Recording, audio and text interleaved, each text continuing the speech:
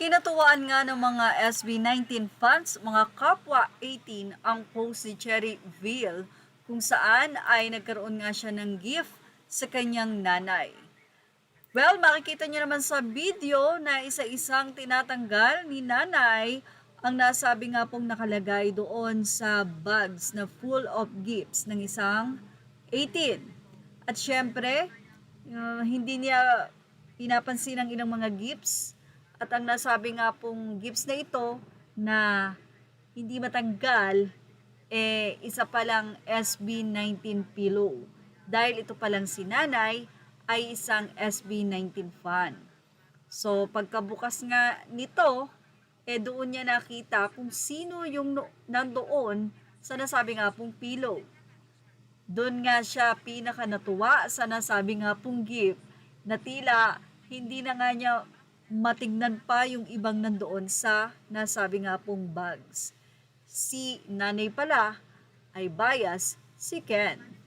Well, marami nga mga netizen ang natawa dahil nakakatuwa daw itong si nanay sa kabila ng kanyang edad, may bias pa nga ito at poging-pogi nga siya kay Ken.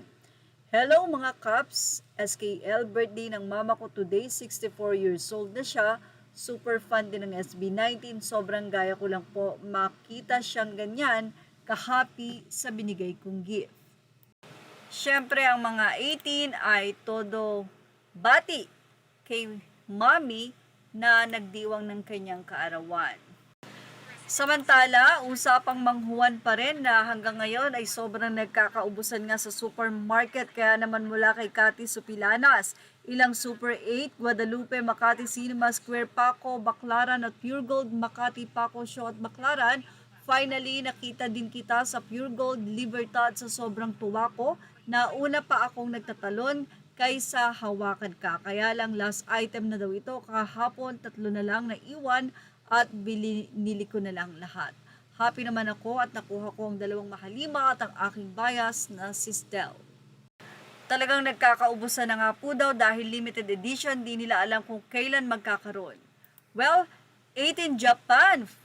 SB19 features in Japan in Rock Magazine will be out in their November issues after their pin-up poster in the October edition.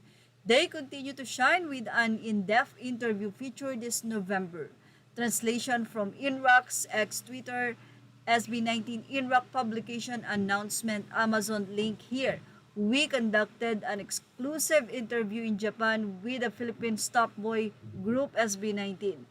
Having achieved great success with their sold-out Japan concert in September, captivating fans, the first half of their in-depth interview will be featured in the November issues of Inrock. On sale October 15, their scenes taught on music, their homeland, and their fans are delivered alongside original photos. Stay tuned. Thank you for watching. Images are all credit to the rightful owners. Please like, share, and subscribe.